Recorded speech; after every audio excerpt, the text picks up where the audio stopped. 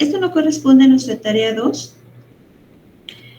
sino es de la misma tarea 1, ¿sí? No le hagan caso. Y lo que estamos viendo ahora es esta parte de tipos de elementos y sistemas estructurales. Vamos a ver qué son las acciones sobre las estructuras. Hoy, en esta presentación, que yo creo que nos llevamos un poquito más de la mitad de la clase, no hay nada de numeritos, simplemente vamos a platicar qué son los sistemas y elementos estructurales. Vamos a ver cuántos tipos hay. Estos elementos y sistemas estructurales se pueden clasificar en base a varios factores. Puede ser el tipo de material, a su antigüedad o a su geometría, entre otros, ¿sí? Ahorita vamos a ver un tipo de clasificación que, insisto, no es necesariamente la única, ¿sí?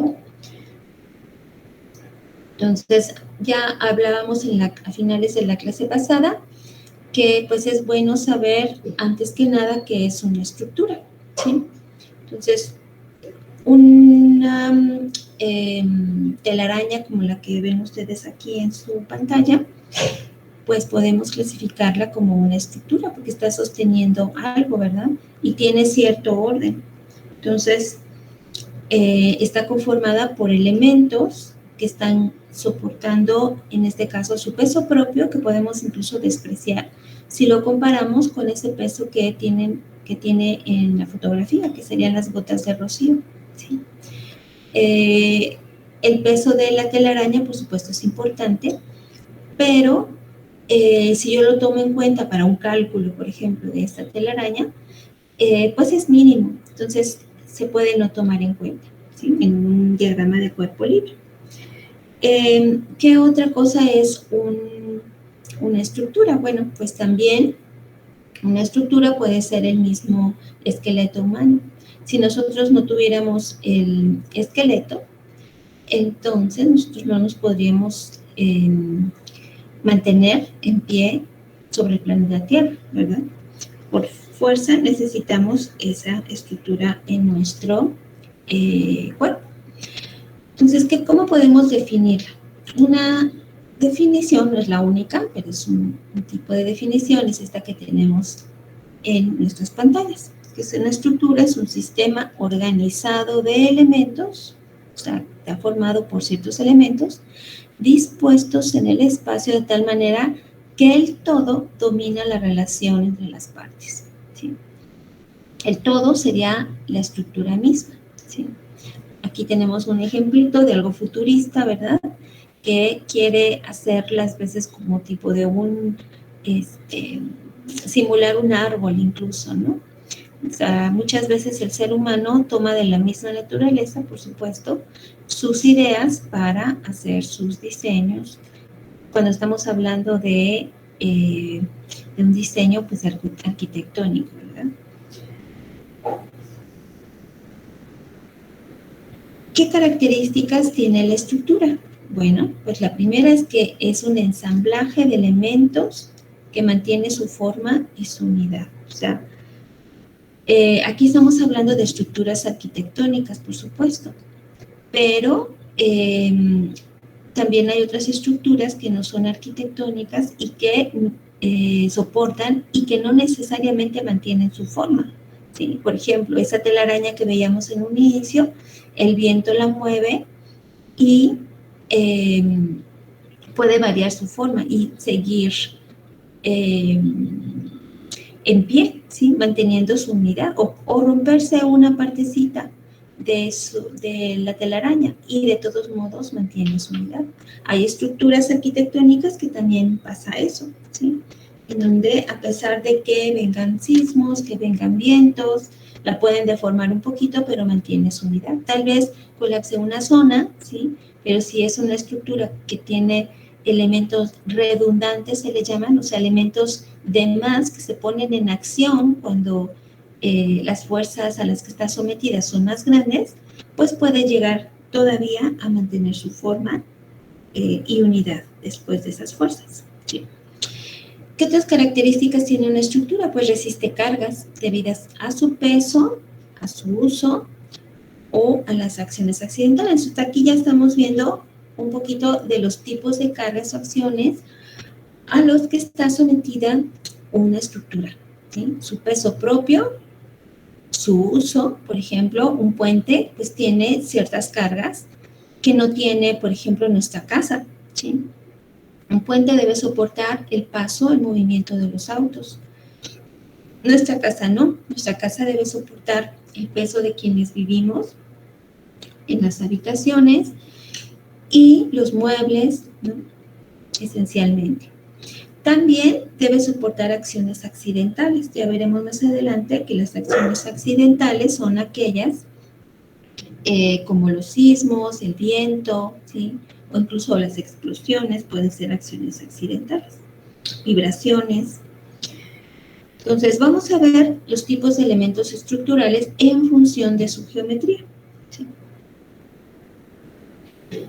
Insisto, pueden dividirse los elementos estructurales en función de otros factores, como por ejemplo los materiales, su duración, etc. ¿Sí? Entonces, los elementos estructurales podemos clasificarlos en tres tipos: lineales, planos y de superficie curva. Esto en función de la geometría, insisto. Entonces, vamos a ver cuáles son los elementos lineales. Estos son los que vamos a ver justamente en el análisis en esta clase, ¿sí? Elementos lineales son las vigas. Esto que tenemos aquí es una viguita, ¿sí? Y ¿cómo se clasifica una viga o cómo se define más bien? Es una barra que está sujeta a cargas normales a su eje. ¿Qué significa eso de normales a su eje? El eje de una viga es este. Estamos hablando principalmente del eje longitudinal, es este rojito que estoy poniendo, ¿sí? Entonces, cuando hablamos de cargas normales, significan cargas perpendiculares. Es decir, que este tipo de cargas que tengo aquí, normal o perpendicular a su eje, son las acciones típicas a las que está sometida una viga, ¿sí? Insisto, este tipo de elementos estructurales es el que vamos a analizar en esta clase. Vamos a saber encontrar las reacciones. Por ejemplo, en este caso, aquí tendría una reacción, aquí tendría otra, y aquí tiene tres. Ahorita vamos a ver esto de los tipos de apoyos, que seguramente ya lo estudiaron cuando vieron, cuando analizaron armaduras. Entonces, es una barra, insisto, sujeta a cargas normales a su eje y transmite la carga a sus apoyos por medio de flexión y cortante. Estos dos términos, lo que es flexión y cortante, es lo que vamos a analizar para las vigas, ¿sí? ¿Qué otro tipo de elemento lineal existe, además de las vigas? El poste. Este elemento sería un poste, ¿sí? Que es una barra sujeta exclusivamente a compresión axial, ¿sí? O sea, no se presenta la flexocompresión que veíamos en la clase anterior. ¿Se acordarán que comentamos que los esfuerzos pueden estar presentes en las estructuras combinados, ¿sí? Entonces, en las columnas existe generalmente esfuerzos a flexocompresión, ¿sí? Esto no es propiamente una columna, aunque lo parezca, es más bien solamente un poste. Y los postes son elementos que están sujetos básicamente a compresión axial. ¿Por qué? Porque la compresión está en el eje longitudinal, en el mismo eje está la fuerza de la viga, ¿sí? En este caso no es viga, sino columna. Otros elementos lineales son los cables, como los que ven ustedes aquí, ¿sí? ¿Qué es un cable? Un cable es un miembro a flexión, es un miembro, perdón, que está sometido a esfuerzos de tensión. Y su característica es que es flexible, ¿de acuerdo? Entonces, nosotros los podemos ver en estructuras, pero no son cables sencillos, sino son cables como los que observan ustedes aquí, que se les llama torones. ¿sí? Que están tensados y sobre todo se utilizan en puentes. También los podemos encontrar en velarias grandes, ¿no? Sobre todo que están sometidos a fuerzas de gran magnitud. Entonces, una característica de los cables es que su configuración depende de su forma, ¿sí? Puede estar formado tanto por un solo alambre, ¿sí? Cuando son estructuras pequeñas, o bien por más, ¿sí? En este caso, los más resistentes son estos que ven ustedes en su pantalla, y que, insisto, se utilizan sobre todo en puentes, que deben de soportar grandes cargas, ¿sí? Una pregunta, chicos, ¿ustedes vieron cables en algún semestre anterior? ¿Cómo calcularlos? No, en mi caso no. ¿No? No. No. No, tampoco. Ok. No. ¿Por qué? No. Ok. Gracias. Aquí en una parte de nuestro curso, o del curso que les estoy proponiendo, tenemos un poquito de análisis de cables, ¿sí? No va a haber tarea sobre esto, es simplemente para comentar y como una introducción al cálculo de vigas, que es justamente nuestro tema principal en este curso. Entonces vamos a ver un poquito de esto. Ahora, ¿qué forma vemos en estas rocas? Leonardo, por ejemplo, ¿qué forma ves en estas rocas? No sé, parecieran como un arco del triunfo. Exactamente, como un arco, ¿verdad? Sí, exactamente. Son arcos naturales. Entonces, el arco, como estos, que son construidos por el ser humano, estos anteriores son arcos naturales, como decíamos, ¿no? La misma naturaleza se encarga de ir erosionando la roca, o bien cuando se solidificaron, tomaron esas formas. O bien los arcos construidos por el ser humano, como vemos aquí, estos se pueden analizar de manera lineal, como elementos lineales, como los que vemos aquí, ¿sí? Entonces, no nos vamos a meter mucho a esto, lo vamos a ver más adelante también, muy brevemente, cuando veamos algo de arco, de cables. Un arco es el equivalente a un cable colgante, ¿sí? O sea, si yo tengo una cadenita, suponer que esta es una cadenita, y la cuelgo, aquí tengo mi mano que está sosteniendo la cadenita, la cuelgo, aquí tengo otra mano, ¿sí? Entonces, tomará una forma esta cadenita, ¿sí? Que puede ser metálica o puede ser de plástico, lo que ustedes quieran. Entonces, si yo lo volteo, hago de cuenta que yo volteo esa cadenita, pero esa cadenita es rígida, no es flexible, entonces lo que obtengo es un arco, ¿sí? Esa es la definición de arco. Este arco no está a tensión, a diferencia de los cables flexibles, están a compresión, ¿sí? Entonces, es un elemento rígido que no cambia de forma, y por eso es un arco. Este es también muy interesante, el cálculo de arcos, insisto. No lo vamos a ver así muy amplio aquí en esta clase, porque no corresponde al programa, pero sí vamos a platicar, digamos, lo elemental, ¿no? Y calcular a lo mejor alguna reacción, muy elemental, y que nos puede ayudar como introducción para, insisto, nuestro tema, que son las vigas. Entonces, ya llevamos 4 elementos lineales, que son las vigas, los postes, los cables y los arcos, ¿sí?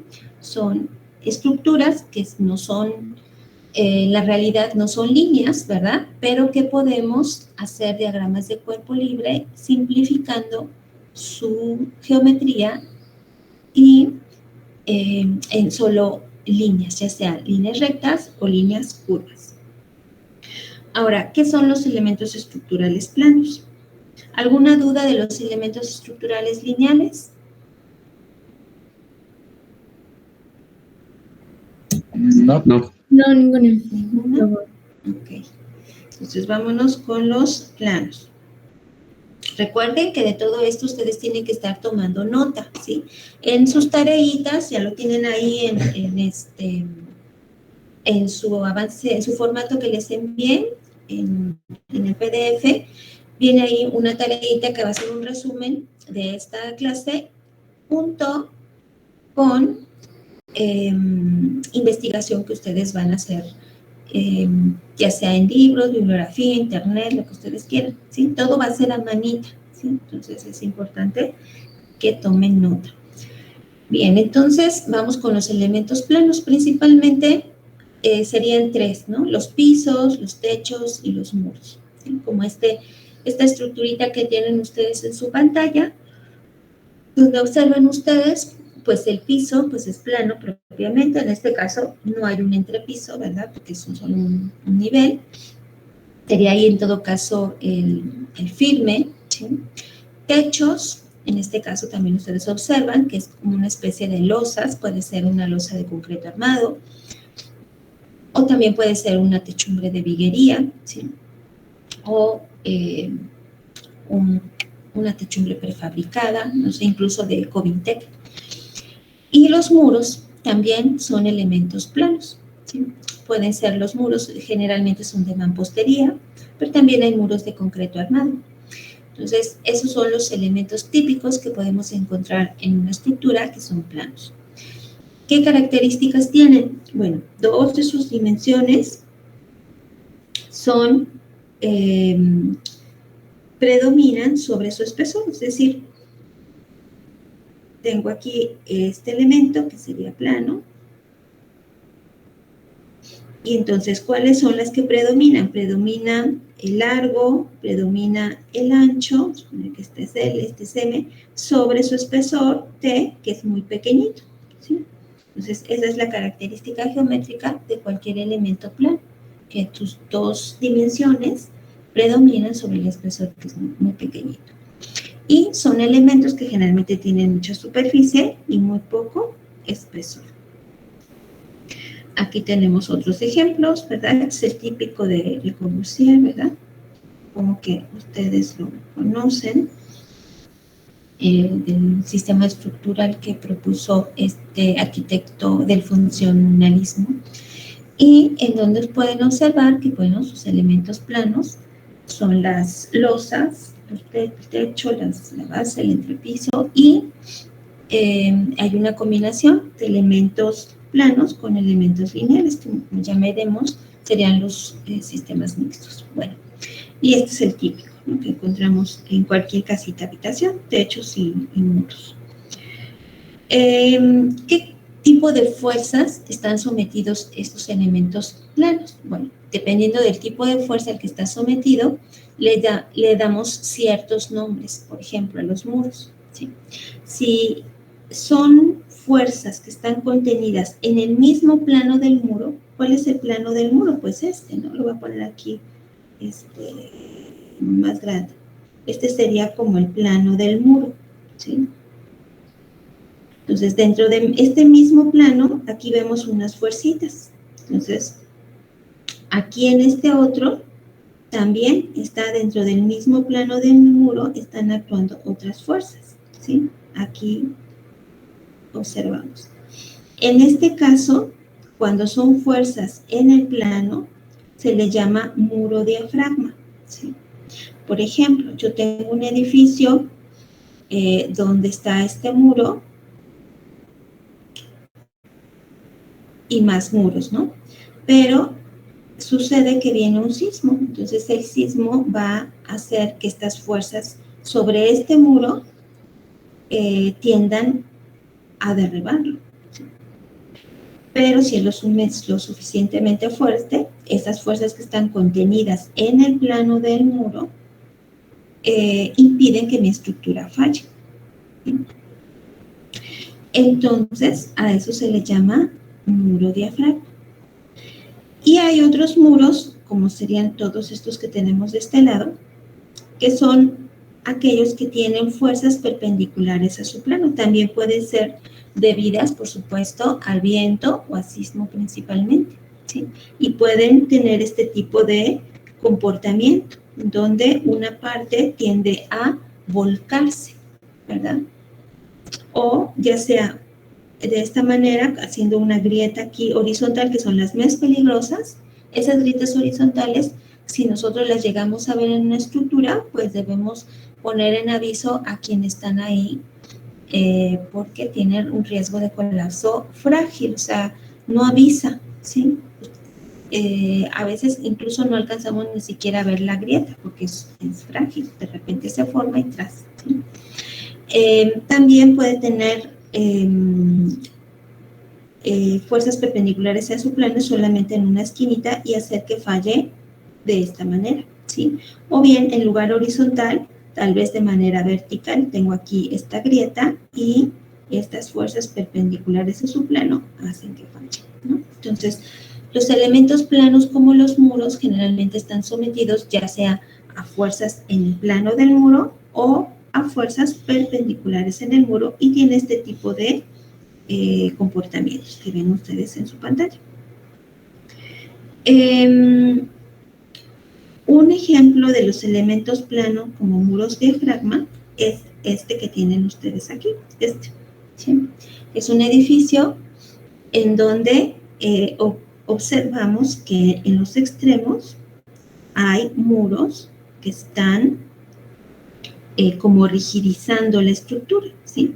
O sea, son elementos que ayudan a que esta estructura no tienda a moverse o no tenga grandes desplazamientos, más bien ante fuerzas, insisto, especialmente los sismos. Entonces, estos muros diafragma son semejantes a estas X que observan ustedes aquí en esta estructurita. No sé si las hayan visto en algunos edificios. Estas X se les llama riostramientos o contraventeos, ¿sí? Y son semejantes, digamos, funcionan de manera parecida a los muros diafragma, ¿sí?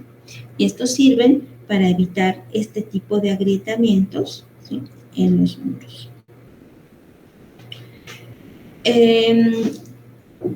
¿En qué otros casos, además de sismos, tenemos muros sometidos a fuerzas perpendiculares a su plano? Pues cuando tenemos, por ejemplo, los muros de esta estructura. Ok, Alfred, ¿quieres preguntar algo? Adelante. No, es que pensé que estaba buscando cómo se llamaba y yo pensaba que era un depósito de agua. Sí, este es un depósito de agua justamente, sí, sí. Pero aquí lo que me interesa es que los muros de los que está conformado justamente este depósito de agua, ¿a qué fuerzas está sometido? Está sometido a fuerzas perpendiculares a su plano debido al agua que está dentro, ¿sí? Justamente lo tenemos aquí, ¿sí? ¿Era esa tu pregunta, Adriana? Si le puedes regresar tanto a la diapositiva anterior. Ok, Alfred, sí. Sí, Miss, y no tenía pregunta. Ah, era comentario, ¿no? Ajá, era comentario. Ya, gracias. Okay. Entonces, aquí en esta parte de abajo, vemos cómo es que la presión hidrostática del agua tiende a ejercer fuerzas perpendiculares a los muros de esta estructurita, ¿sí? Donde es mayor en la parte inferior, aquí lo vemos, ¿verdad? Seguramente estos diagramitas lo vimos en algún momento en nuestro bachillerato, nuestra secundaria, cuando vimos a Pascal y la presión del agua. ¿Qué otro caso también es muy típico? Esto que tenemos aquí, de los muros de contención, ¿sí? En ese caso, aquí tenemos un esquemita, cuando se trata de muros que están conteniendo la tierra, el terreno que está alrededor, es al revés. Es menor la presión que ejerce el suelo, la tierra que está alrededor, y menor en la parte superior y mayor en la parte inferior, ¿de acuerdo? Entonces, estos son los casos típicos de muros sometidos a fuerzas perpendiculares a su plano, que no son sismo y no son viento, ¿sí? ¿Qué otros tipos de elementos planos? Bueno, hay otros que serían también una viga, que no son las que vamos a analizar aquí en clase, porque son, se les llama vigas diafragma, porque son de gran peralte, como las que tienen ustedes aquí, estas prefabricadas, ¿sí? Estas vigas actúan con flexión en su plano, ¿sí? Por eso es que son diferentes a una viga común. Una viga común, digamos, sería esta, y estas son muy peraltadas. Esta sería como la viga diafragma, ¿sí? Predominan las deformaciones por cortante sobre la flexión. ¿Qué significa eso? Significa que aquí va a predominar justamente una fuerza que no es común que predomine en las vigas, ¿sí? Porque son las más peligrosas.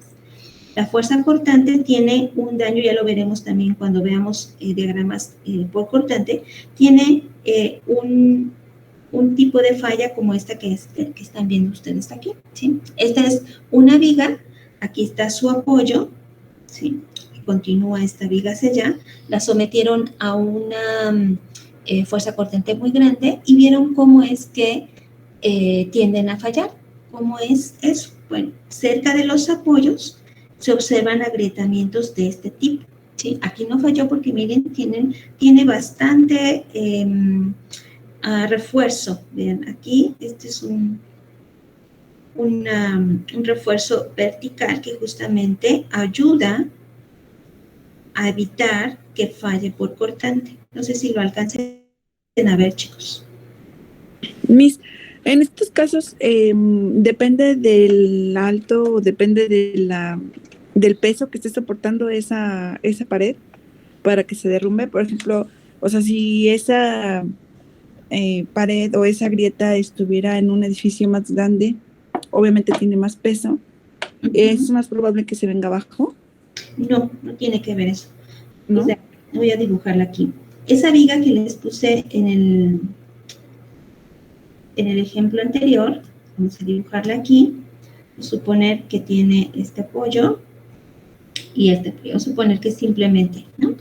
Entonces, es una viguita, insisto, de gran peralte. O sea, donde su altura o su peralte es bastante grande. Entonces, Adriana, esto está sometido a fuerzas.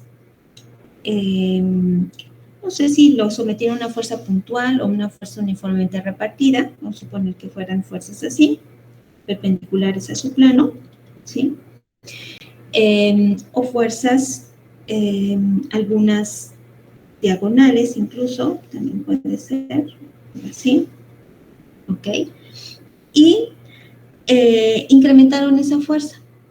Entonces, en estas vigas que son de gran peralte, lo que predomina es la falla por cortante. ¿Por qué? Por su mismo, pues su misma geometría. En las vigas que no son de gran peralte, vamos a ponerlo aquí más chiquitita, también simplemente apoyada, vamos a suponer que está sometida a las mismas cargas que tenemos arriba. Las mismas, no salieron igual, pero vamos a suponer que son las mismas. ¿Sí? Entonces, ¿qué pasa? Aquí esta va a fallar así. Se va a deformar y la flexión va a predominar sobre la cortante. Este tema es importante, chicos, porque lo vamos a analizar más adelante, insisto. Flexión y cortante, ¿sí? Se presentan las dos. ¿Cuál predomina aquí? La flexión, ¿sí? Eso tiende a flexionar. Y aquí también se presenta flexión y cortante, pero antes de fallar por flexión, pues a lo mejor vamos a hacer flexión así un poquito, pero antes de fallar por flexión, esta va a fallar por cortante. ¿Y cómo se manifiesta la falla por cortante? Con estos agrietamientos, los voy a exagerar un poquito, ¿verdad? Pero son como los que vimos en la foto, de esta manera.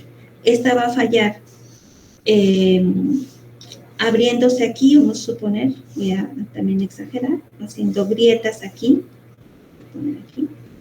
grietas aquí, ¿sí? Y la cortante vendrá después, pero ya no le da tiempo incluso aparecerá la cortante en esta viga, ¿sí? En cambio, en esta viga, lo primero que va a aparecer, esto es de gran peralte, una viga diafragma, lo primero que va a aparecer es la cortante, ¿sí? Entonces, por eso debe de diseñarse principalmente para soportar cortante. Sí, expliqué tu pregunta bien. Sí, gracias. Ok. O sea, depende de la estructura de la viga, ¿no? Y de la geometría de la viga, sí, Ujú. sí. Y pues ya verán ustedes en su semestre sexto que para evitar estos agrietamientos por cortante, cuando vean, por ejemplo, el concreto armado, que se colocan estribos aquí a todo lo largo de la viga, sobre todo están más juntitos aquí cerca del apoyo, ¿sí? Porque ahí es en donde se pueden presentar esos agrietamientos. Y lo mismo en estas, ¿sí? En estas vigas también. Pero, insisto, lo primero que predomina, más bien lo que predomina en estas vigas es la flexión. Entonces, esto es en cuanto a otros elementos planos, ¿sí? Que son los diafragmas, vigas diafragma. ¿Qué otros elementos planos tenemos? Pues también los elementos laminares, como estos que vemos aquí en las pantallas, la pantalla, ¿sí? También tienen, podríamos clasificarlos dentro de esa característica o dentro de este tipo de elementos. Si bien no son planos como una losa de concreto armada, sino que tienen geometrías más complejas, pero pueden clasificarse ahí mismo. Ahora, hay elementos estructurales que son de superficie curva. Y estos los podemos subclasificar en estos tres, que serían membranas, cascarones y superficies de rotación. Vamos a ver cuáles son las primeras. Las membranas, pues son las que ustedes seguramente ya conocen, que son estos tipos de estructura donde tenemos un elemento que se le llama superficial, a donde principalmente podemos estar hablando que el elemento estructural es una superficie, ¿sí? Donde su espesor es muy, muy pequeñito, muy pequeñito, ¿sí? Es flexible, ¿sí? Pero la misma forma tensa ayuda a que no se deforme, ¿sí? Y a que no aparezcan momentos flexionantes. Por eso aquí se comenta que se elimina la flexión con la misma forma. ¿Sí? No puede haber flexión. O sea, nosotros tenemos estos elementos todos sujetos a tensión y por tanto, si aparecieran momentos flexionantes, pues ya la estructura pues perdería su forma, su belleza, su estética y su capacidad de resistir fuerzas, ¿sí? ¿Y qué pasa aquí en estas estructuras? Bueno, se transforman, todas las flexiones se transforman en tensión y las cargas aplicadas transversalmente, todas están a tensión dentro de la estructura. O sea, si yo aplico aquí, o viene la lluvia, ¿no? Por ejemplo, esas fuerzas ejercidas sobre esta estructura se transforman todas en elementos, en fuerzas, perdón, de tensión aquí adentro, ¿sí? Todo está a tensión. Yo agarro un pedacito hipotético aquí de esta estructura, de este elemento estructural, y voy a observar que todo está a tensión. ¿Cuáles son los otros? Los cascarones, que también seguramente los conocemos. Disculpe, ¿le puede regresar a la anterior, por favor? Sí. Y listo. ¿está Dulce? Ok. Entonces, ahora, ¿qué pasa con los cascarones? Pues los cascarones, a diferencia de las membranas, los cascarones tienen un poquito de mayor espesor, pero son totalmente rígidos, ¿sí? También, nuevamente, los cascarones principalmente están sometidos a fuerzas en su plano, aquí, ¿sí? Entonces, aquí hay tanto... Entonces, puede decir que... ¿Sí, Ángel? Se puede decir que entonces que una membrana es una curva flexible, pero los cascarones son una curva ya rígida. Sí, podríamos decirlo, sí, porque en las membranas, que generalmente son textiles, que se encuentran sometidos especialmente a fuerzas de tensión. Y los cascarones no nada más están sometidos a fuerzas de tensión, también puede haber fuerzas de compresión dentro de los cascarones, ¿sí? O sea, cascarones hay tanto tensión como compresión, ¿de acuerdo? No hay flexión tampoco, igual que en las membranas, tampoco hay flexión, ¿sí? Cualquier tipo de fuerza que viene sobre estos cascarones se convierten en fuerzas superficiales, que podríamos decirles así estas dos, ¿sí? Fuerzas de superficie o superficiales. ¿De acuerdo, Ángel? Sí, está bien, gracias. ¿Sí?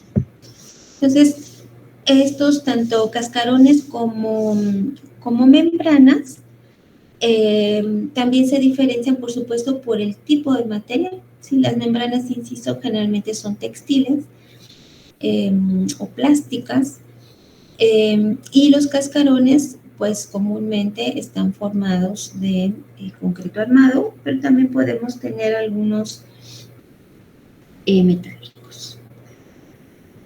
Y el tercer tipo de superficie curva son las superficies de rotación, como esta que tenemos aquí, ¿sí? Que pueden ser cúpulas. Aquí tiene un ejemplo de cúpula de mampostería, pero por supuesto hay otras modernas también muy grandes, sobre todo metálicas.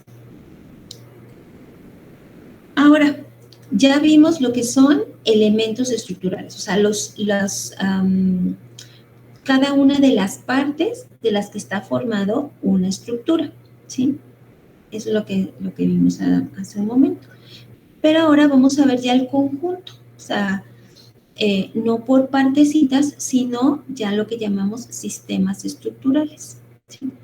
Y también si los dividimos por su geometría, podemos clasificarlos en estos dos tipos básicos, que serían sistemas formados por barras y sistemas formados por placas, ¿sí? Estos formados por barras tenemos principalmente dos tipos de arreglos, que serían los triangulares y los tipo marcos. Ustedes ya estudiaron o analizaron en semestres pasados cómo calcular estos arreglos triangulares, que son propiamente las armaduras. Entonces, recuerden que estos arreglos triangulares justamente pues deben formar triángulos. Si aquí yo quito un elemento, por ejemplo, que quité, no sino este elemento, si yo lo quito aquí, pues ya no hago que tenga una armadura bien estructurada, porque aquí lo que voy a tener sería un elemento trapecial, ¿verdad? Y obviamente va a fallar. Entonces, la clave de estos sistemas estructurales son los arreglos triangulares, justamente, ¿sí?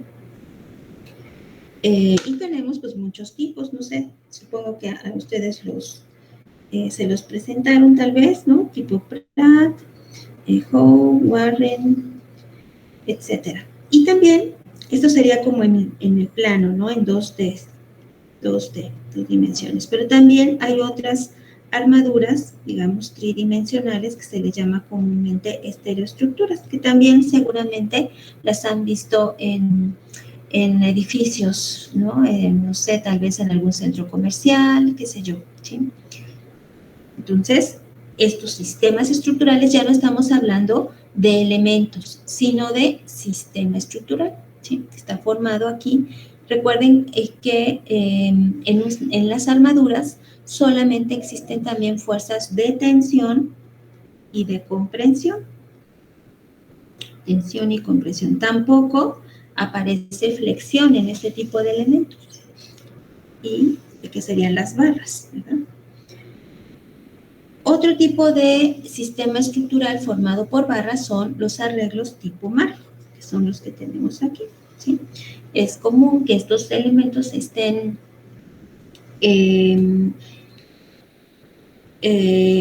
sean de materiales de concreto armado y de acero, es lo típico, ¿sí? ¿Y qué es lo que observamos? Pues son columnas y son traves. Esos son sistemas formados por marcos, ¿ok? Aquí vemos incluso hasta la cimentación, ¿verdad? Aquí sería como ¿cómo le llaman? El sótano, ¿no? O el estacionamiento, qué sé yo. Y el segundo tipo que vimos, recuerden que sistemas formados por barras y sistemas formados por placas. En este caso son placas verticales y horizontales, ¿sí? Son tipo cajón, como este que vemos aquí, ¿sí? Tienen buena conexión entre muros y losas. Y su forma de trabajar es parecido a la de un marco, ¿sí? Recuerden que los marcos son estos que veíamos acá, es parecido a la de un marco, pero los elementos son planos, ¿sí? Y estos elementos los observamos tanto en el sentido vertical como en el sentido horizontal, ¿de acuerdo? Creo que esto es bastante fácil que no se nos olvide lo de los sistemas estructurales. Y también, por supuesto, ya lo decía hace un ratito, tenemos los sistemas mixtos, ¿sí? Por ejemplo, aquí tenemos el sistema estructural formado por armadura y por membrana, ¿verdad? Que también es típico verlo actualmente en las estructuras que nosotros habitamos. O bien este típico en donde tenemos tanto muros como marcos, ¿no? O elementos lineales, como son las columnas en este caso. Ahora, ¿alguna duda? Pues ya voy a pasar al siguiente tema. ¿Alguna duda de los elementos estructurales y sistemas estructurales? La diferencia entre esos dos, digamos, conceptos básicos de la teoría de las estructuras. No. ¿No, Ángel? Tampoco, Cristian. A ver, David, adelante. ¿Le puedo regresar tantito a la de los sistemas formados por placas? Ándale. Sí. Gracias. Sí. ¿Listo? Sí. Ok. Entonces pasamos a nuestro siguiente tema. Tipos de acciones sobre las estructuras. Entonces, chequen este término. No digo tipo de fuerzas, tipo de cargas, sino tipos de acciones. Es un término más amplio, ¿sí? Porque las acciones también contempla, por ejemplo, la temperatura, los cambios de temperatura, ¿sí? O el movimiento de tierra, ¿no? Vamos a suponer que el suelo se mueve y esa también es una acción que está sobre una estructura. O sea, no necesariamente son fuerzas o cargas, también son otro tipo de acciones. Entonces, vamos a empezar con las fuerzas, ¿sí? ¿Qué fuerzas actúan sobre la estructura? Bueno, pues actúan, por supuesto, las fuerzas de... ¿Qué les viene a la mente con estos dibujitos que tienen ustedes aquí? ¿Qué fuerza es la que actúa? Que estamos viendo. La gravedad. Exactamente. Sí, fuerzas gravitacionales, ¿verdad? O sea, nos recuerda a Newton, ¿no? Es el cuentito ese de que, según esto, así, cuando se le cayó una manzana a la cabeza es cuando se dio cuenta de la existencia de la fuerza de gravedad. O sea, y antes de él, se supone, nadie se daba cuenta que existía una fuerza o algo que hacía que los cuerpos cayeran, ¿no? O sea, sí, obviamente todos lo veían, pero no se habían percatado que había algo más allá que hacía que esto sucediera en nuestro planeta Tierra, ¿no? Y él es justamente el que descubre esa ley de la gravitación universal y hace su formulita, etc. También lo podemos observar cuando vemos o estudiamos el movimiento de objetos lanzados al aire y que estos forman una especie de parábola, ¿sí? ¿Qué sucede en los cuerpos? Bueno, aquí, por ejemplo, tenemos un objeto que está atado a una cuerda. Entonces, el peso lo podemos simbolizar con una flechita hacia abajo, ¿sí? Y obviamente, gracias a Newton y su tercera ley, sabemos que a toda acción corresponde una reacción igual y de sentido contrario. Entonces, si yo grafico aquí el peso, que generalmente lo simbolizamos con una letra W, sobre esta cuerda tensa, obviamente, si esto no se cae y está en equilibrio, debe haber una fuerza igual y de sentido contrario que está sosteniendo este peso, ¿sí? Si yo tengo una fuerza mayor, entonces, suponer que sea lo doble, sería 2W, ¿sí? Y la cuerda debe de reaccionar también con 2 veces el peso, ¿sí? ¿Qué es el equilibrio? El equilibrio es justamente que si aquí este gatito está imprimiendo una fuerza hacia acá y la niña una fuerza hacia acá, esta fuerza F y esta fuerza sería menos F, ¿sí? Estos son vectores, ¿de acuerdo? Entonces, si yo sumo estos vectores, voy a encontrar el vector resultante de estas dos fuerzas igual a 0, ¿sí? Entonces, esto está en equilibrio. Lo mismo aquí. Si esta niña ejerce una fuerza hacia acá, F, la pared va a ejercer una fuerza igual de sentido contrario para que esto esté en equilibrio, ¿sí? Y el resultado de la suma vectorial de esas dos fuerzas es igual a 0, ¿sí? Entonces, nosotros vamos a analizar nuestras vigitas utilizando las ecuaciones de equilibrio. Ahorita las vamos a recordar. El peso, entonces, debe de, este es el peso, digamos, de todo el conjunto de este esqueleto, y aquí en estas patitas, que serían los apoyos, ¿verdad?, de esta estructura, suponer que este sería el peso W, este sería la reacción 1, la reacción 2, la reacción 3, la reacción 4. Entonces, W debe de ser igual a la suma de todas las reacciones. Reacción 1 más reacción 2 más reacción 3 más reacción 4. ¿De acuerdo? ¿Sí? Y esto, si esto se da, por supuesto, está en equilibrio. ¿Qué es el desequilibrio? Bueno, aquí es más que es una representación, ¿de acuerdo? No es algo importante. En una estructura, ¿cómo se distribuyen las cargas? Aquí tenemos columnas, estas serían columnitas, aquí tenemos la cimentación, después sobre las columnas tenemos unas vigas, que serían estas que tenemos aquí, estoy poniendo en moradito, ¿sí? Y sobre esas vigas tenemos una losa. Vamos a suponer que esta losa es de concreto armado, esto que tenemos aquí, ¿sí? Entonces, aquí en este dibujito observamos los tipos de cargas a las que puede estar sometida una estructura de este tipo, ¿sí? Vamos a ver la primera. Serían cargas concentradas aquí.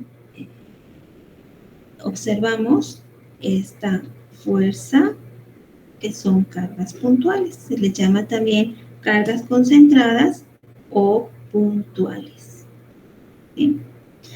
¿Qué puede ser ahí? Puede ser, no sé, si estamos hablando de una azotea, puede ser como una especie de, ¿cómo se le llama? Tinaco, ¿sí? Podemos suponer que el tinaco fuera una carga puntual u otro elemento estructural pesado que estuviera ahí sobre la techumbre, ¿sí? También tenemos cargas distribuidas.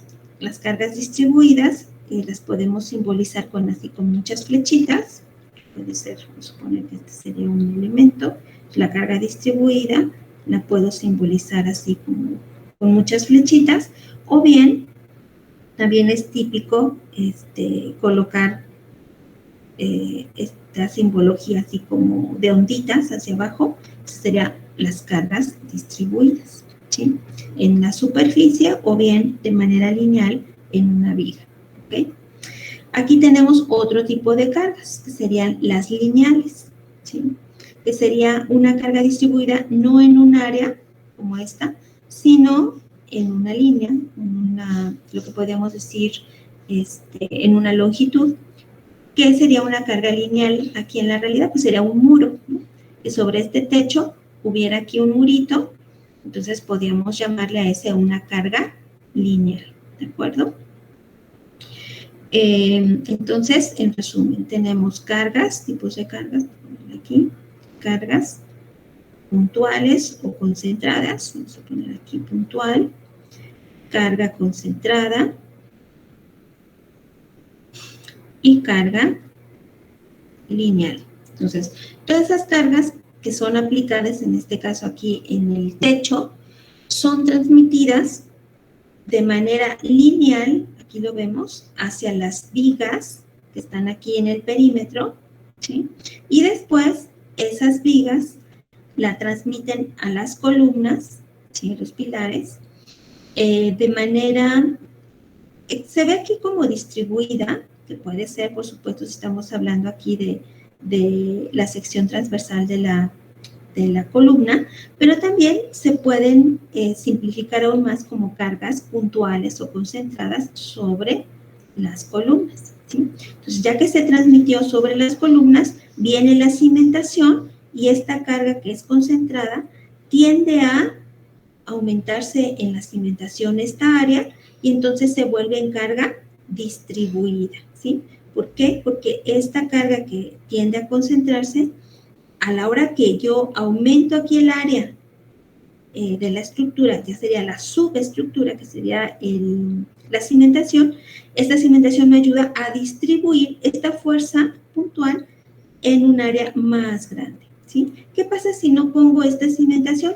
Pues se puede hundir, ¿no? Porque la carga puntual está tan concentrada, ¿sí? Que puede hacer que se hunda mi suelo. En cambio, en el momento en que yo ensancho con mi cimentación, la subestructura, hago que esta carga puntual se incremente el área y entonces ayudo a que mi suelo no falle, ¿sí? ¿Alguna duda de este dibujito, chicos? ¿Se entiende más o menos lo que quiero tratar de comentarles? Sí. ¿Sí? ¿Alguna duda? ¿No hay? ¿Un comentario? Adelante. Bien, entonces, estos serían como los principales tipos de cargas en cómo es que están distribuidas. Ahora, también ustedes se van a encontrar con estos términos de carga muerta y carga viva. No sé si ya lo sepan diferenciar entre qué es una carga muerta y qué es una carga viva. ¿Ya se los han platicado en algún momento, Ángel? No, a mí no. ¿No? Lo comentaron, ¿no? Bueno, No, tampoco. No, okay. La carga muerta es lo que va a estar ahí, ¿no? O sea, todo lo que es el peso de la estructura, muebles que van a estar estáticos, instalaciones y eso. Y la carga viva es, por ejemplo, las personas, mobiliario que se mueve, no sé, eso. Sí, así tal como está aquí en el dibujito, y creo que ya lo habíamos platicado en clase pasada.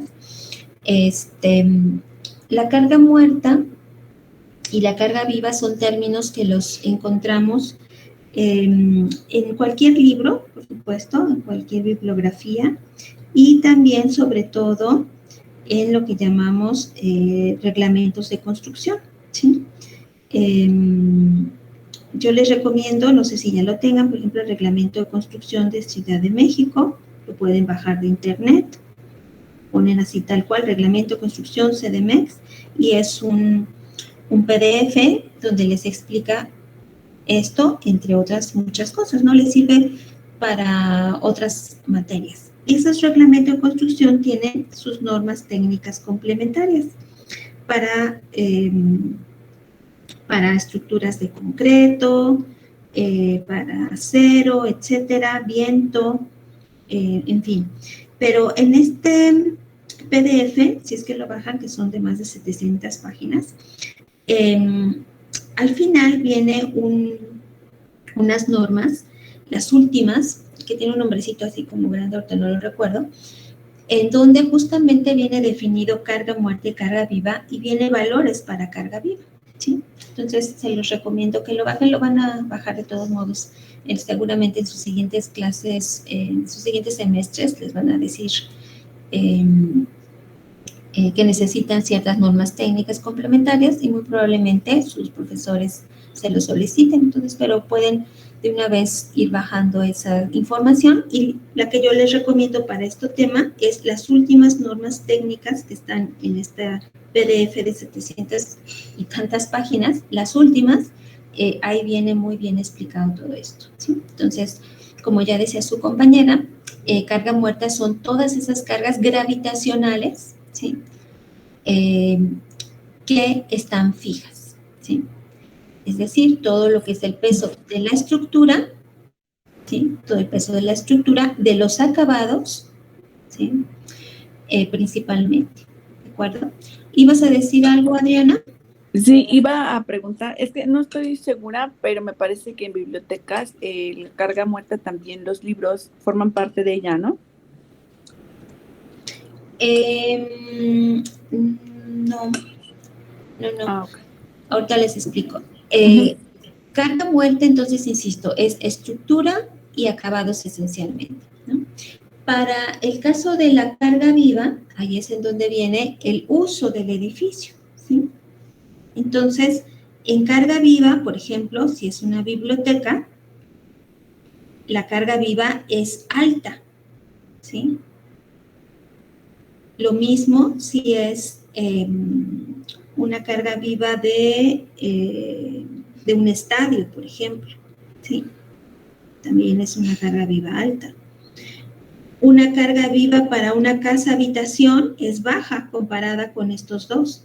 Entonces, ahí en la carga viva está justamente ya contemplado el peso del mobiliario o de los objetos a los que comúnmente están, que tienen un peso y que son justamente mobiliario, pues viene de la palabra de movible, ¿no? O sea, que se mueve.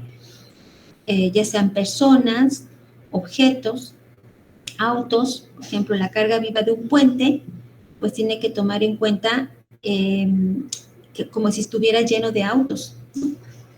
Ya sea si es un puente vehicular o bien puente peatonal, que estuviera una carga máxima de gente que está caminando o que está incluso sin caminar, ¿no? Que está ahí sobre el puente. Entonces, Adriana, en la carga viva es en donde está contemplado justamente el peso de los libros en una biblioteca. ¿Se entiende, Adriana? Sí, aunque sea un peso que esté estático ahí. Sí, porque recuerda que no es que siempre estén los libros de una manera, los pueden acomodar, mover, no sé, tal vez en algún momento al encargado de la biblioteca dice, pues ahora vamos a poner todos los libros al centro de las habitaciones, ¿no? Pues ahora vamos a ponerlo alrededor de la habitación, ¿de acuerdo? Sí, gracias. Ok, entonces eso es para cualquier tipo de estructura. Ahora vemos otro tipo de acciones, que son las más típicas, que son el viento, por ejemplo, como el que tenemos aquí. El viento es importante en ciertas estructuras, por ejemplo, las que son muy altas, ¿sí? O en las bardas, o en estructuras que están, por ejemplo, en el campo libre, están más sometidas al viento que aquellas que están, por ejemplo, en una ciudad y que alrededor tiene edificios, ¿sí? Entonces, a una estructura baja que alrededor tiene edificios altos, pues, aunque sea un lugar donde el viento es bastante fuerte, de gran intensidad, pues puede no hacerle mucho. Entonces, en las normas de viento, ahí nos indica, bueno, si tu estructura está en tal lugar, pues entonces el viento lo puedes considerar de tanto. Pero si una estructura está al aire libre o es esbelta, como insisto, las bardas o las torres, etcétera, ahí en ellas el viento, por supuesto, tiene mayor incidencia sobre ellas. ¿Qué características tiene el viento? Bueno, es mayor, por supuesto, en la parte superior y menor mientras más tiende a irse bajamos hacia cerca de la superficie, ¿sí? Y estas son formas en las que ustedes pueden, digamos, simplificar su estructura para hacer el estudio, ¿sí? Aquí, por ejemplo, vamos a suponer que fuera una barda, se puede dividir en varios bloques, ¿sí? Y las fuerzas del viento que tenemos aquí se pueden concentrar o hacer fuerzas distribuidas en cada uno de los bloques, como vemos aquí. ¿Sí? Ya no es triangular, sino ya son rectangulares, más que triangular, trapezial. Después, estas fuerzas las podemos colocar aquí concentradas, ¿sí? Es decir, de fuerzas distribuidas las podemos convertir en fuerzas concentradas que actúan en el centroide de cada uno de estos objetos, ¿sí? Este es como un ejemplito del viento. Por supuesto, esta estructura que es muy clásica, que seguramente ustedes ya la ubican, ¿verdad? Es uno de los edificios más altos, en algún tiempo fue el más alto, ya que le ganaron, pero observen aquí estas formas. Si nos hiciéramos un zoom aquí, una aproximación, veríamos que estas formas son suavizadas, ¿sí? No son rectas. Fue por lo mismo de los estudios a los que estudios de viento a los que fue sometido a esta estructura con simulaciones y maquetitas, ¿no? ¿Cómo le llaman? A escala, modelos a escala, en donde lo sometían al viento, que iba a estar sometida a la estructura, y se dieron cuenta que el diseño original pues tenía que cambiarlo, irlo cambiando, para que el viento fuera bien librado por este tipo de geometría, ¿no? Y de hecho su geometría está en función también de los grandes vientos a los que está sometido para que no se viera en problemas, ¿sí? Entonces, esa suavización que se ve en las terminaciones de estas torrecitas, de las que está formada toda la torre, es justamente pues estudios de viento. Si les gusta este tema, les recomiendo vayan a YouTube y ahí busquen torre tal, estudio de viento, y está muy interesante. Aquí vemos justamente cómo es la planta arquitectónica, ¿no? Cómo va variando, y algo de eso que estoy platicando, el estudio de viento, ¿sí? Esto es el viento, son las fuerzas, cómo llegan, y la misma forma ayuda a que no le pegue con todo lo que da a la estructura, ¿sí? Por ejemplo, es una planta arquitectónica de los niveles más altos. Esta es una planta arquitectónica de un nivel medio, y esta es una planta arquitectónica de nivel bajo. Entonces, este tipo de planta arquitectónica es la que le sirve para que el viento no le dé con toda su fuerza y suavice aquí en esta zona, ¿sí? Las fuerzas. Otro tipo de acciones son los sismos, obviamente, y aquí lo que sucede es que la parte inferior tiende a moverse, por supuesto, en un sentido, y la parte superior tiende a moverse por las fuerzas de inercia hacia el otro sentido, ¿sí? Y por eso la estructura sufre y queda como esto que tenemos aquí, ¿no? Estas grietas son típicas de los muros que están sometidos a fuerzas contenidas en su plano, como veíamos hace un ratito, ¿sí? Puede causar fisuras importantes o incluso colapsos totales. Bien, entonces, en resumen, vimos ya los tipos de fuerza a las que están sometidas las estructuras. Son cargas gravitacionales, que podemos dividirlas en cargas muertas y cargas vivas. Y además, acciones accidentales, que las más comunes son las cargas o fuerzas de viento producidas por el viento o aquellas producidas por los sismos, ¿de acuerdo? También vimos que existen tipos de cargas en función de cómo están aplicadas en un elemento o en una estructura, que pueden ser cargas puntuales o concentradas, cargas lineales y cargas distribuidas en un área, ¿sí? Son básicamente esas las que vamos a ver aquí en nuestra clase de estructuras. ¿Algún comentario, chicos, o alguna pregunta? Todo bien. ¿Todo bien, Ángel? Bien, entonces paso al siguiente tema, que sería ejemplos de cargas en vigas. Bien, entonces tenemos aquí la viguita más sencilla, ¿sí? Es una viguita que está apoyada. De un lado tenemos este tipo de apoyo. Vamos a poner aquí en grandecito para que ustedes vean. Es un triangulito. Ya hablaremos más adelante de los tipos de apoyo. Y del otro lado tenemos un apoyo deslizante, ¿sí? Este es un apoyo fijo. Se le llama también articulación. Y el de abajo es un apoyo deslizante. Ya seguramente lo vieron cuando estudiaron armaduras. Ángel, ¿ibas a decir algo? No, le iba a decir que, según yo, cuando nos enseñaron cuál era el tipo de apoyo articulado, era cuando tenía una bolita en la punta del triángulo. Una bolita. O sea, ajá, o sea, que no se... Ajá, ese es el articulado. Ajá. Eso no lo enseñaron pues a nosotros. Y cuando no tiene una bolita, es el fijo. Ah, ok. Bueno. No sé qué diferencia tenga, pues. Bueno, para mí, pues esta es una articulación, esta, tenga bolita o no tenga bolita, ¿sí?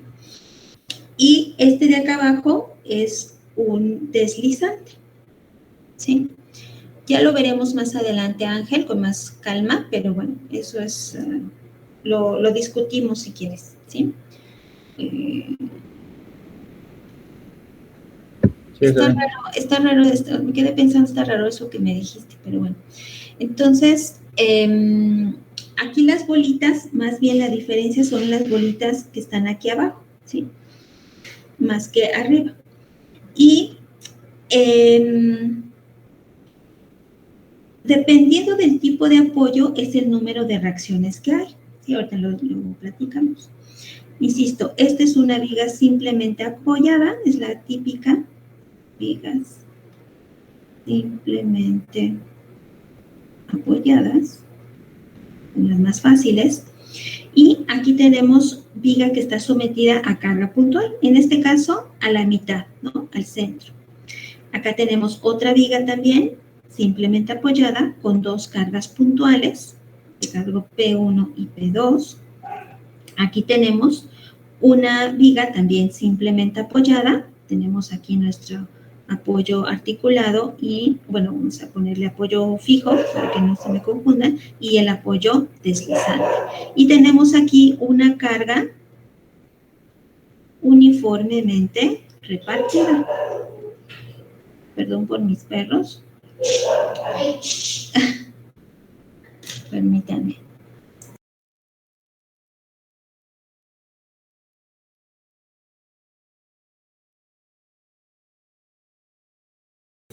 Creo que ya se calmaron. Entonces tenemos nuestra carga uniformemente repartida y yo puedo convertirla puntual. Eso ya lo vieron, chicos, en el semestre pasado. Cómo convertir una carga uniformemente repartida en una carga puntual. No. No. No, ¿verdad? Ok. Bueno, entonces es muy fácil, aquí lo vemos, tenemos la carga uniformemente repartida tiene una magnitud de W, ¿sí? Por ponerle una letra. La más común que ustedes van a encontrar en sus libros, si es que, o en la bibliografía, en los pedacitos que yo les voy a enviar de PDFs, de libros, en las secciones de libros, ahí van a encontrar que la típica es la W, ¿sí? Y si yo tengo esta carga uniformemente repartida y quiero resolver esta viguita, quiero encontrar sus reacciones, no puedo hacerlo hasta que no convierta esta carga uniformemente repartida en puntual equivalente, ¿sí? Entonces, lo único que hago es multiplicar esta carga W, o sea, el W es esta altura, digamos, ¿sí?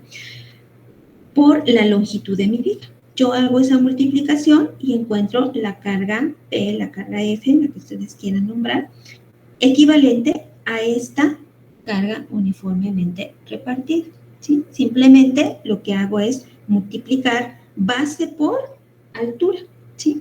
La base es longitud L y la altura es W. Se hagan de cuenta que obtienen el área de este rectángulo. ¿De acuerdo? ¿Alguna duda, chicos?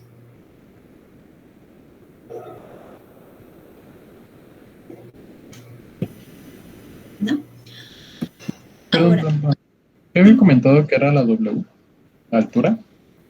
sí, la W, vamos a poner aquí, W es igual a carga uniformemente repartida, que podríamos decir que es la altura, ¿sí? Si yo estoy haciendo esto gráficamente, por ejemplo, pues adelante, este sería mi altura, ¿sí? Lo hago así como en función didáctica, porque bien puedo poner esto más chiquitito y decir, ah, pues es mi W, ¿no? No sé si me da a entender. Y L es la longitud de la viga. ¿De acuerdo? Entonces, gráficamente yo veo que esto es un rectángulo. Aquí yo veo que esto es un rectángulo. Entonces, obteniendo el área de este rectángulo, es como yo calculo la carga puntual equivalente. Esta, ¿ven? ¿Sí queda claro? ¿Quién hizo la pregunta? Cristian, ¿verdad? Sí, sí. Muchas gracias.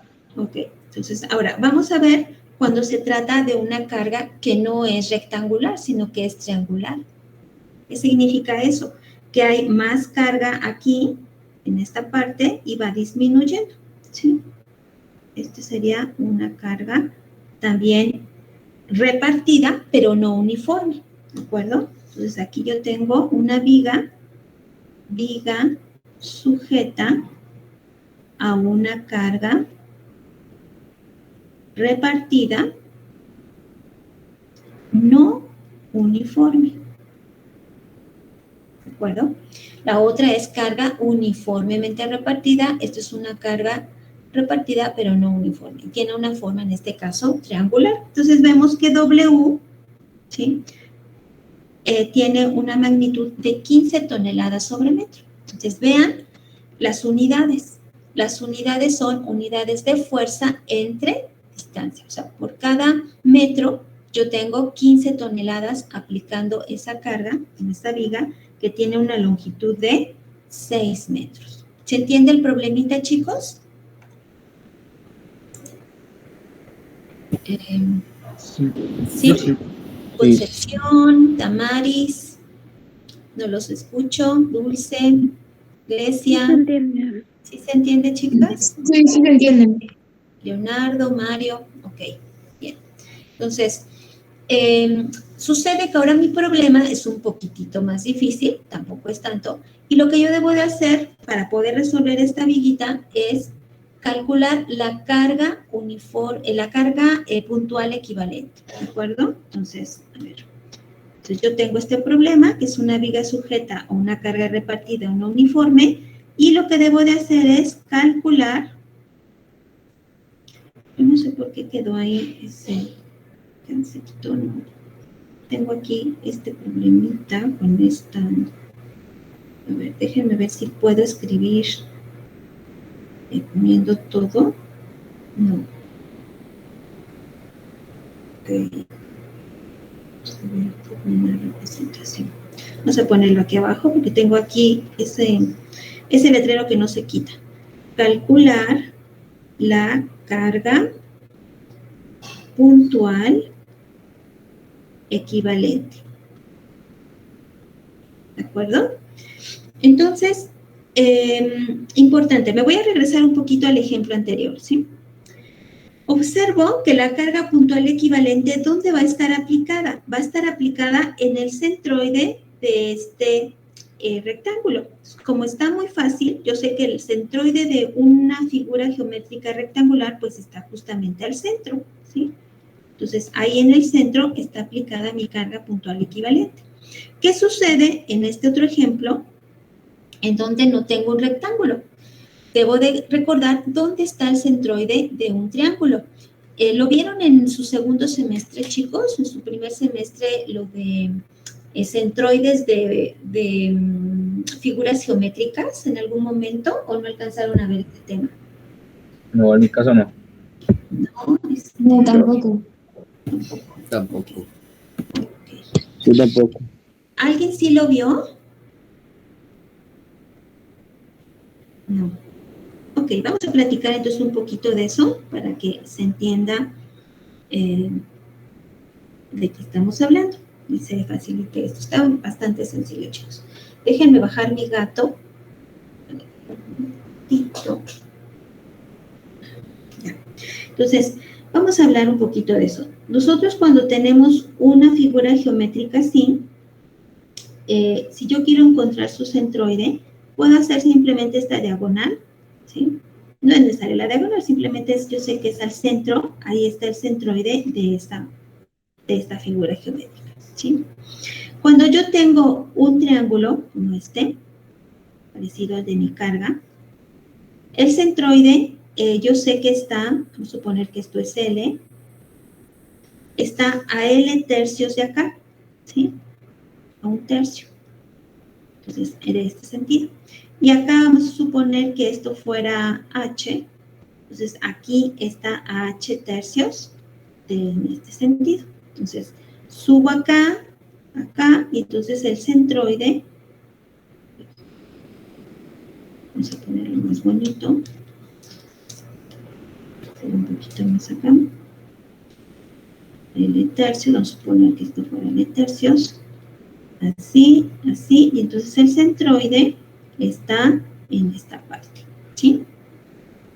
El centroide es un punto en donde se supone que puede considerarse que está concentrada la masa de ese objeto, ¿sí? Si yo tengo un elemento como este, pero tengo un hueco aquí,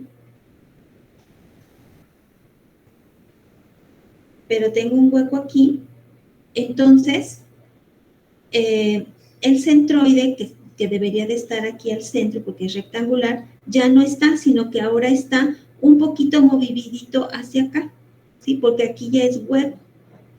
Entonces, el centro, la masa del objeto ya no puede estar exactamente al centro, sino un poquito más abajo. Entonces, hay métodos para calcular el centroide de una cosa como esta, ¿sí?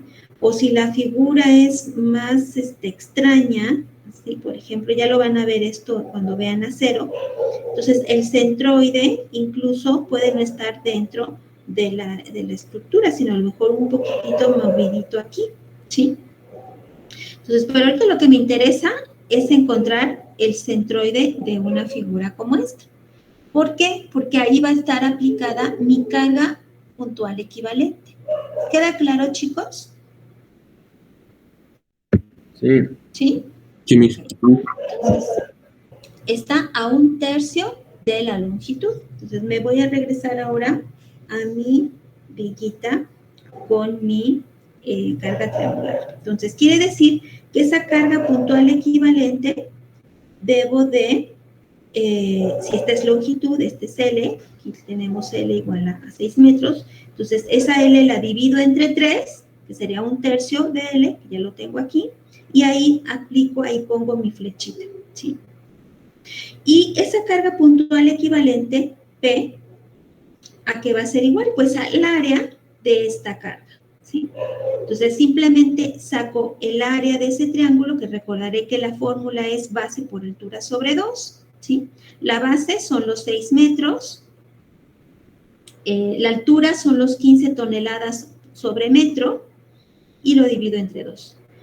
15 por 6 son 90, las unidades. Recuerden que metros que multiplican y metros que dividen se hacen uno, se van y me quedan nada más toneladas. 90 entre 2 son 45 toneladas. Ese es el área de esta carga. Y esa área es justamente la carga puntual equivalente, que ya estoy poniendo aquí, ¿verdad? P igual a 45 toneladas, aplicada, chicos, a 1/3 de la longitud, ¿sí? O sea, de donde está lo más gordito de mi triangulito, de ahí mido, y son 6 entre 3 es igual a 2 metros, y con eso yo ya tengo mi carga puntual equivalente. Como pueden ver, es bastante fácil. Sin embargo, me he encontrado, insisto, alumnos en semestres superiores que esto se les dificulta o no saben cómo, pero como pueden ustedes observar, es bastante sencillo. Simplemente saco el área y esa área la aplico a 1/3, en este caso, porque es un triángulo, de la longitud, ¿sí? Entonces, recuerden que si de un lado tengo 1/3, que sería esto, del otro lado tengo 2/3 de la longitud, ¿sí? Entonces, para encontrar esta longitud, si quiero encontrarla antes, pues es 2/3. 2 por 6 entre 3 son 4 metros. 1/3, 6 entre 3 son los 2 metros, ¿sí? ¿Alguna duda aquí? Keila, Damaris, Laura, Leonardo, Julián, Johan, Oscar, Rodrigo. No, por mi parte no. ¿No? No, Miss. Ok. ¿Ya apuntaron todo, chicos? ¿Puedo pasar a la siguiente?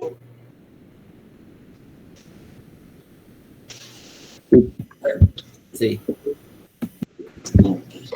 Disculpe, profesora. ¿Sí? La clase termina 9:10. Ay, gracias, ya son 9:09, gracias, ya se me estaba pasando. Bueno, chicos, pues por el día de hoy es todo. Ya los matriculé en su aula virtual. En el transcurso del día les envío la liga para que ya puedan acceder ahí. Lo único que hay son los documentos que ya se les enviaron por correo electrónico, ¿sí?